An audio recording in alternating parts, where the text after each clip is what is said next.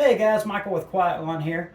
I wanted to go over the basics of estimating. In our previous videos, we talked about how to calculate your man-hour rate for each of your services, or at least pointed you in the direction of how you can figure that.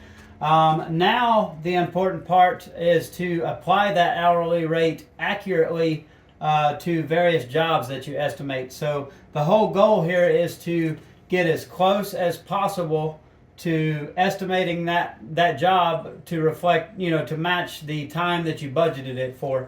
And it's never going to be perfect. Unfortunately, it's not like retailing a product where you know exactly what it's going to cost, and it's going to cost that much, no matter where that product is. In this type of business, you could have two properties right beside each other that are identical, and one could take 20% longer than the other just because of other factors. Maybe, they have stuff in their yard. Maybe they water their grass too much. Maybe they have obstacles all in the yard. Stuff like that just happens, and it's never going to be exact. But we want to try to get our estimating as close as possible.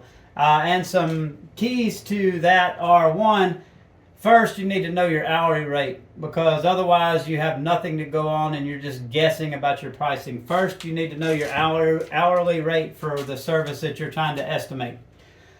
Once you have that, I suggest that you focus on a particular type or size of property. And we are hyper-focused. For example, we are super focused on properties that are a fifth of an acre or less. A quarter acre max would be the maximum size yard that we do. So our lawns on average are 4,000 to 6,000 square feet of turf. And we are hyper focused on lawns of that size. And we also are hyper focused on lawns that are in subdivisions. The reasons we do that is that we get very good at doing a particular size property. We have equipment that's set up exactly for that size property. And we get a lot of data by doing the same type property over and over again, and we can get very accurate with our estimating because we know what, pretty dang close on how long that property is going to take us. If we were taking all types of properties, we might be mowing a lot that's 1,000 square feet and then the next one's 5 acres. It's very hard to get data and get accurate pricing with that type of thing. So if you hyper focus, it allows you to get very good at a particular type of property and get very good at your estimating because you know how long those types of properties take. Once you have that, you do time studies. So, we did these a lot in the early years and we still do them to update it. But we did time studies to see how long each portion of a job takes. We would start mowing with our push mower, and we'd say this is a 3,000 square foot lawn, and it took us 15 minutes to just do the mowing. So on average, it's taking us five minutes per 1,000 square feet of mowing. So if we get another property that's 3,000 square feet, we can say, oh, well, this is going to take us 15 minutes to mow approximately. That changes with different sizes. So, it might take you 4 minutes per 1,000 with like a 5,000 square foot lawn or something like that. So do lots of time studies and you start to get a matrix of, how long it takes you for each particular size property to do that task. Same thing with trimming, string trimming. I could say on this size property with no fence or anything like that, it takes me on average 8 or 10 minutes to do the string trimming. Then you have a pretty good idea right there. If you get a similar property, edging, it might take me 2 minutes or something like that. Blowing off the driveway and the back porch and everything.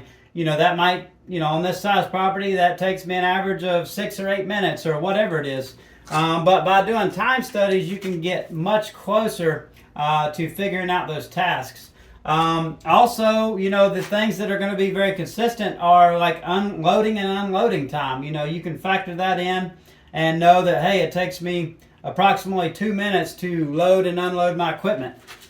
So by doing those time studies, it gives you a lot of data to work with so that when you get new estimates coming in, you can get a lot closer than you would just, driving by the property and saying, oh, that looks like a $45 lawn, and that's based on nothing. It's just, you're looking at it and that's what you think it's going to take. Make sure to factor in inefficiencies.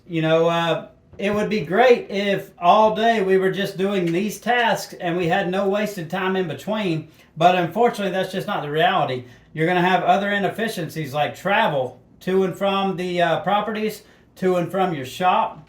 Guys got to take breaks. That's all got to be factored in. We've still got to make sure that we're able to pay our guys, and we're factoring that into our pricing. We're still able to our guys to get breaks, and we're still able to get paid for that, and we want to make sure we factor that in. Factor in those things like loading and unloading that we talked about. Putting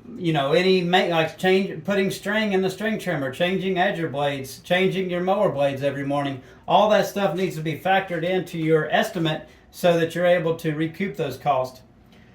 Fifth thing is to consider other factors that will adjust, that will affect the price of a particular job. And I use mowing as an example because that's what most of us do.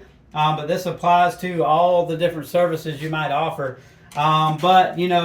There are things that will increase the amount of time it takes to mow a particular size property. Having a fenced-in yard, it breaks up the yard. It makes mowing slower because you can't go as long with your stripes. You've got more, several different small areas to mow now instead of one big one.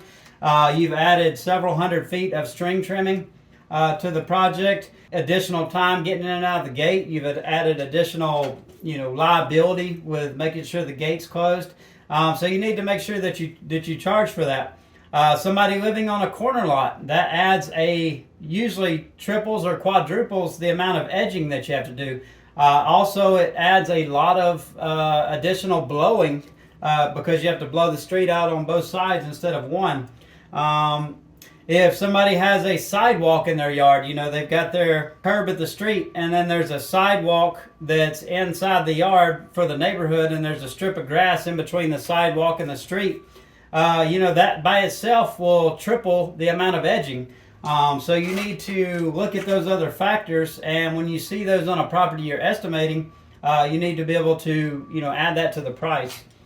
And also, like I said, this is never going to be perfect. You can get as close as you think you can, but when you get on that property and you mow it a few times, you might have estimated it taking you 60 minutes, but it actually took you 75. If that happens, don't be afraid to adjust your pricing. There is nothing saying that you are locked into a price for the rest of your life losing money just because you estimated it wrong. It's called an estimate for a reason. You're giving them an estimate. So don't be afraid if you go in and it's not the right price that you have to add, you have to go back to the customer and say, hey, this is what we thought it would take, but unfortunately it took longer because of these factors. This is the price if you want to go forward. But those are just a few basics. Now I'm going to get into an example like I did with the hourly rate pricing, and hopefully that will help you in getting more accurate estimating. Thanks for watching, and check out the next video.